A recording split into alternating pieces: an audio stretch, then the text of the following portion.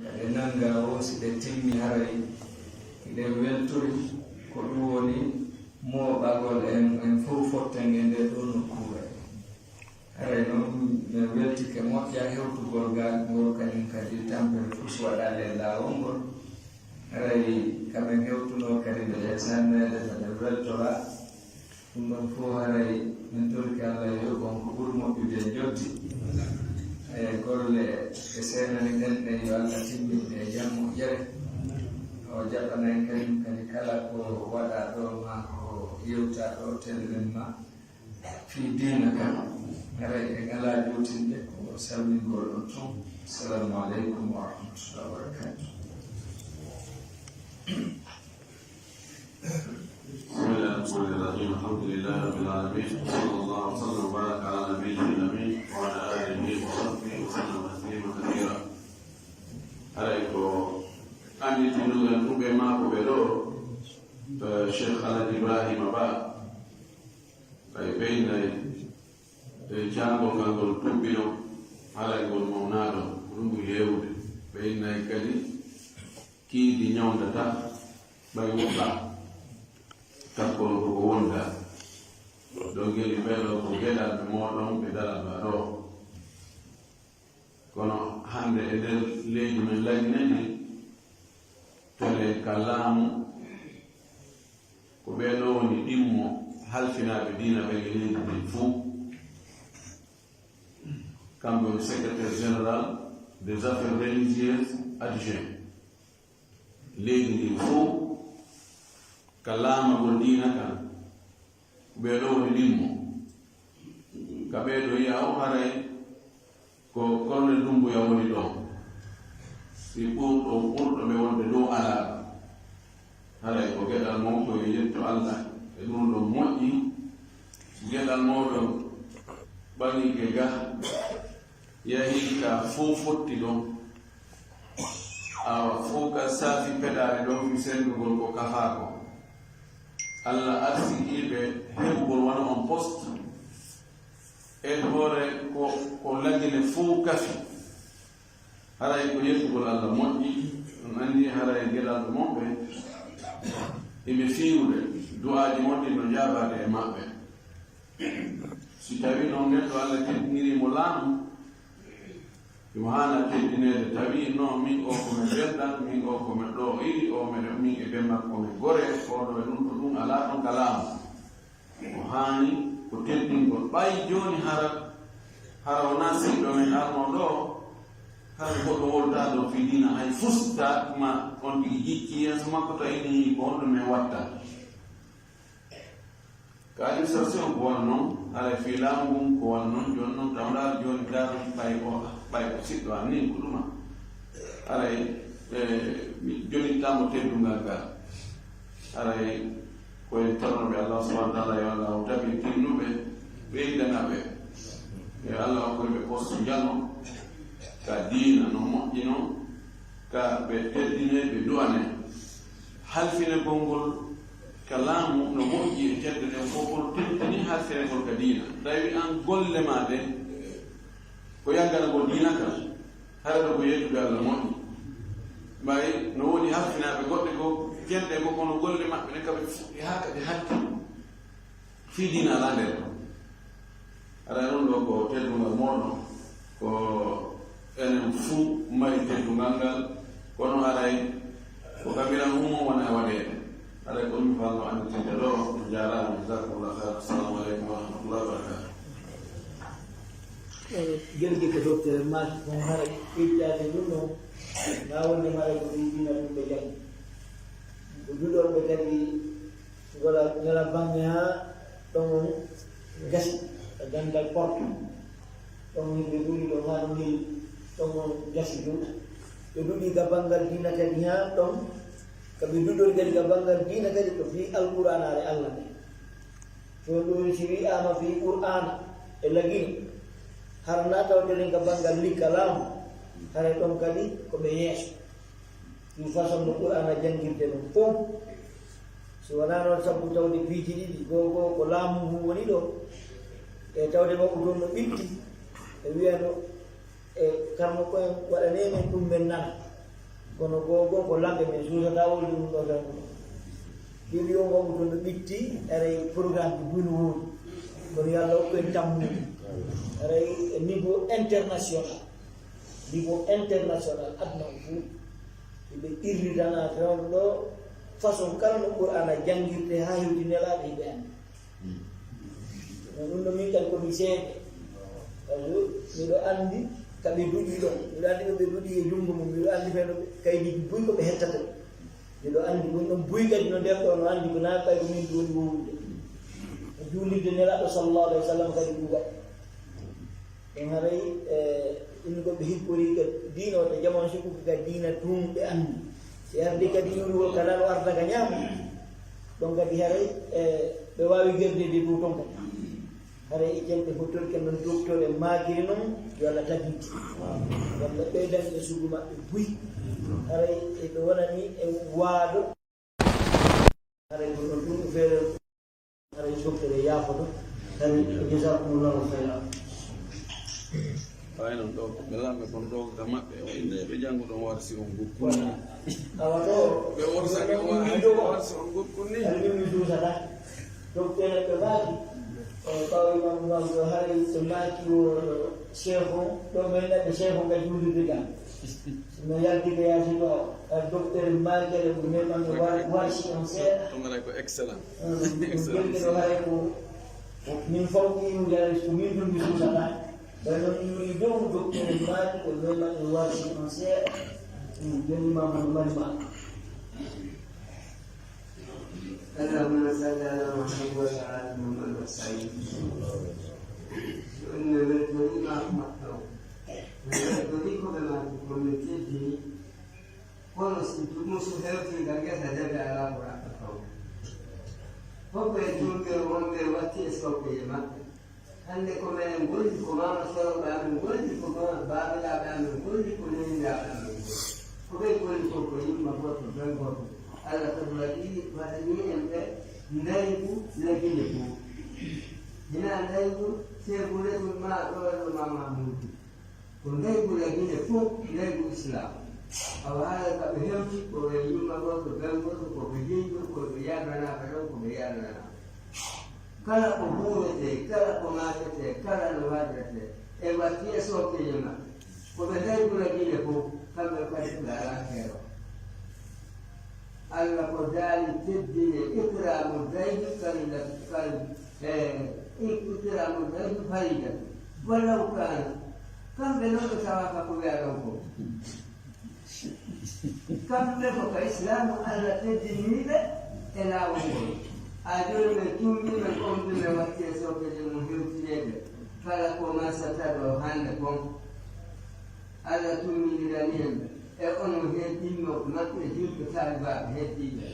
haray tedduɓe fof makko jiɗi fof no ɓedduɓe fof ɓe watte sokeje mo allahma salli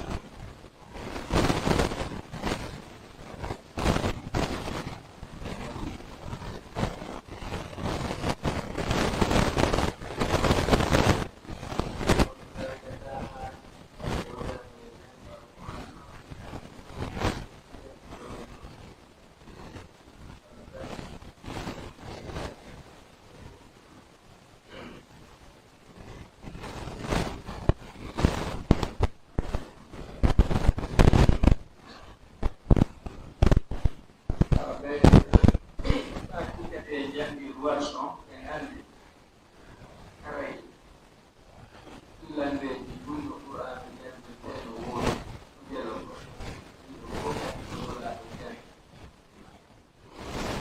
jangan itu susah tidak ada nona bahwa yang biasa kan terus baik inna nahnu nazzalna dzikra wa inna lahu lahafidh. Kala none jidi kino ete goɗɗum dambe e haala e maako gasa si ari haa jittindire seeɗa ko namba qur'ana o hay huunde wawataake dambede muusona kañum ɗum ɗon kañum kadi ko qur'ana ɗum mari qur'ana ɗum kadi wawa hujjeede few goɗɗo hujjo ittude fatiha haa naasi taw mo hunji fof so wiyama yo janngu tawa ɗumtata hay e huunde qur'ana on ɗum kadi wawa e nder ɗum janngugol ngol si fal jama ɗum e mum hakkite goɗɗo faali qur'ana kadi kono tikon fof ino gasa on tigi yewtira ma'ana mum mande wawata hunjeede defte luttuɗe ɗen fof ko nde moƴƴi wo ko nde helɗi wo e domaine ji ɗi fof ara jangduɗe ino ɗo e domaine ji goo on tigi wawata wiide par exemple ko windi deftere médecine o fof ittude fuɗɗi haala haali hay so hunji kede fof so faljoyi e mayre hay sono ɗon jama on andata o falji kono qur'ana ka inde hunñede fof goɗɗum farjama ko farde mum no waylitira ko farde muɗum wo ko farde mum goɗɗo hay woto joni wiyay o farji e muɗum sansi masanga na o diwi honno konngol ko ma aya ɗum noon ko tawa walla woni hollirde wonde noon kanko woni ko iri alquran joni noon no nde jipponno noon arayi yo newo ɗi riwayaji ko wiyete ɗo ko warse ni ma ɗo ko hafsa ni ma ɗo ko galuna ni ko noon yimɓe kono nantirɓe sifa noon nden ɗon jande wandinulaɗo kaarijo si arino ɓe jannaymo ɓaawo nde Allah newnani ɓe janna ɗum ɗo fof ɓe andi wano awa si tawi wano joni kamise oɗo si ari haray ko ni ɓurata newrande mo ka konngol makko ka woowi yewtirde ɗon so wiyama yo sansane haray no satti seeɗa nde tawno noon qur'ana ko newaare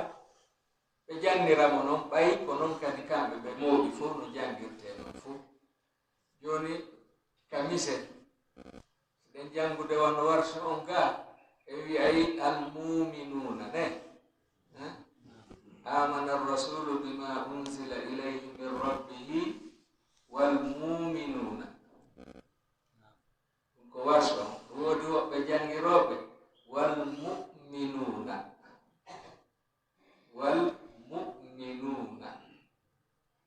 سيما مؤمن مؤمن فوق غوتو جونو نودو بغو سيما جوني يبوي والمؤمنون أنا سأتكلم بسيطة سبينما والمؤمنون وتوين هراي دونو نواني كروه تندار بتوجوني أشوف كنا ما كده نفو والمؤمنون إيه ساتي سيدا كأوي بتي بورنغو كا ما كده نو والمؤمنون hakkunde men ɗo joni se landama ɗo ɓe wi wal mu'minuna e wal muminuna ɗo tabine suɓoto muminuna o ka haray ɗon no newi ko ni newranno woɓɓe goo ka no wolirte noon si woɓɓe goo no woduno si wiyama muuse hande wiyay muuse ka wal duhe wal layli ida saje woɓɓe si wiyama Musa konguɗi maɓɓe ɗin to ɓe wola o ko Musa Musa ɓeeɗa si wiya ko Muse Muse ɓeeɗa wiya Muse Muse taw sa wi ɓe wotu ɓe wi Musa ɓe inni se a wi ɓe wi Muse taway no satti ko ɗum si waɗi kamen ga ko ɓuri newanade en ko Muse e Musa siyama ko Muse aray no metti fi seeɗa ka ko ɗum nde ɗen janga warso on si tawi o janga ka moƴƴa ka wiyete Muse ɗon ko ɗon warsu wiyata Muse kefirina ke wona kee ngel kene kon nde tawno no newani en fayda ko ɓuri kon sina fewno jangete no e mum moƴƴata no sakiti wiyete joni kefirina ɓa ko ɗum newani en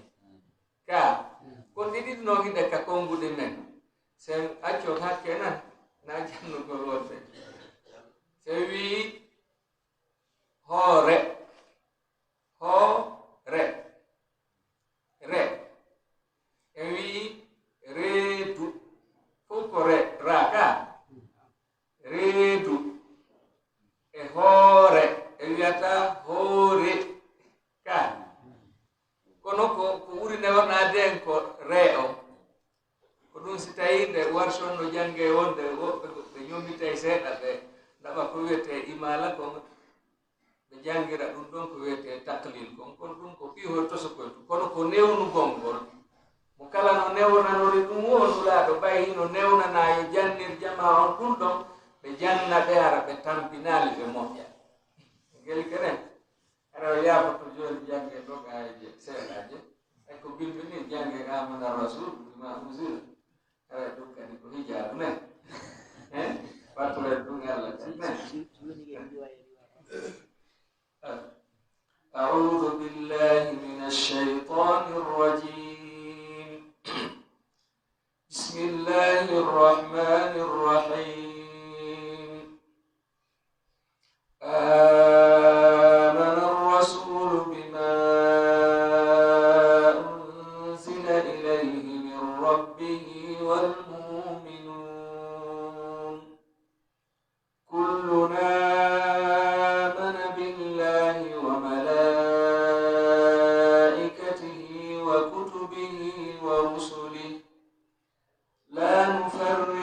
بين أحد من رسله وقالوا سمعنا وأطعنا غفرانك ربنا وإليك المصير لا يكلف الله نفسا إلا وسعها لها ما كسبت وعليها ما اكتسبت ربنا لا تؤاخذنا إن نسينا أو أخطأنا ربنا ولا تحمل علينا إصرا كما حملته على الذين من قبلنا ربنا ولا تحملنا ما لا طاقة لنا به واعف عنا واغفر لنا وارحمنا أنت مولانا فانصرنا على القوم الكافرين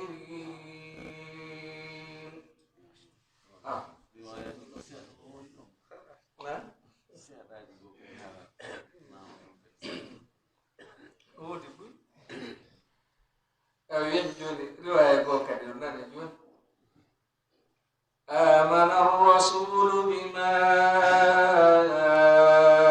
أنزل إليه من ربه والمؤمنون كل آمن بالله وملائكته وكتابه ورسله لا نفرق بين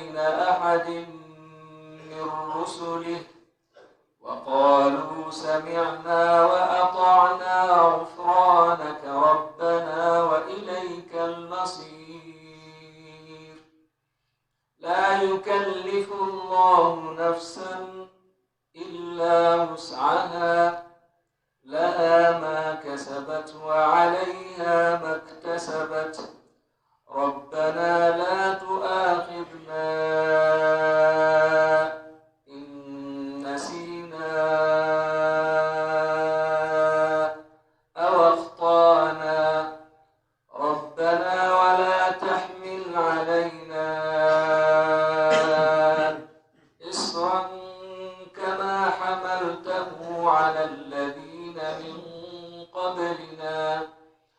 ربنا ولا تحملنا ما لا طاقة لنا به واعف عنا واغفر لنا وارحمنا أنت مولينا فانصرنا على القوم الكافرين.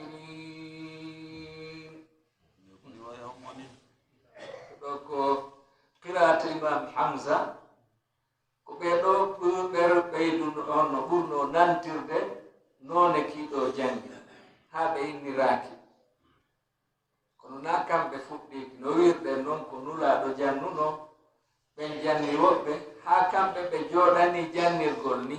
no wawa si tawi jooɗen duɗal men ngal ɗo waɗen awa groupe aji ɗiɗi yimɓe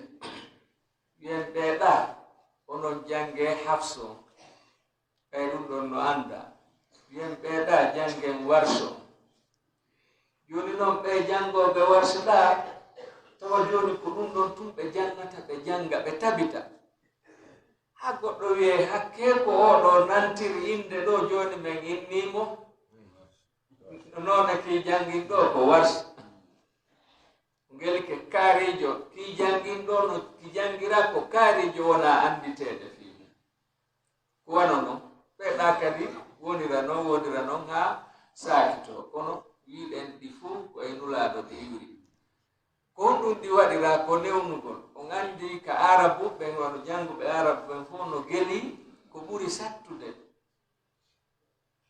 harfeje ɗen wulugol hino tawa e muɗum alhamza si a wattana lila alhamza o wulata ko moƴƴa joni noon iwri ka allah fi yo newano jama o wondema ɓe waawi si alhamza ari tawi honno harfeere attinde nden ko kowal masi tawi yeeso mum on hamza no woodi deeƴa seeɗa fii ya ƴettu disposition no wolira alhamza on hara o faljaka si wi aw akhtana maki den daren kan nan aw akhtana make aw akhtana ne okay joni fanken seeɗa wolen daren ko honto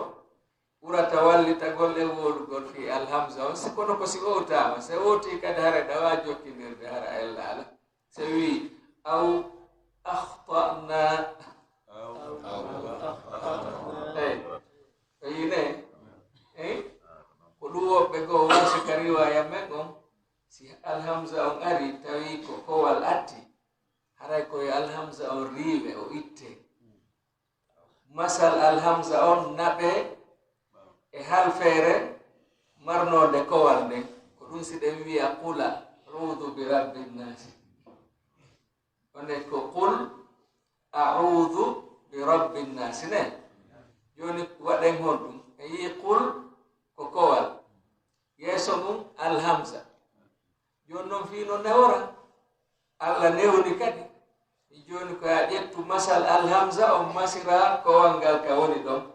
itta alhamza on fiita tampu woni qula audu bi rabbi nnasi sa wi qul audu haray no sattani woɓɓe goo seeɗa se wi noon qul audu woni nokku gootu tum قل أعوذ برب الناس قل أعوذ برب الفلق صفانون جزاكم الله خيرا يا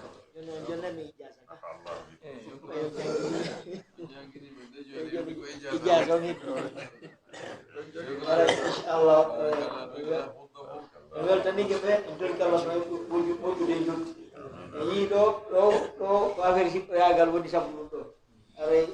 ɗo kadi seeɗa ni en jama on ko holluɗen ɓe ko wondema hi mbiɗa andi ɗo si woni ɗo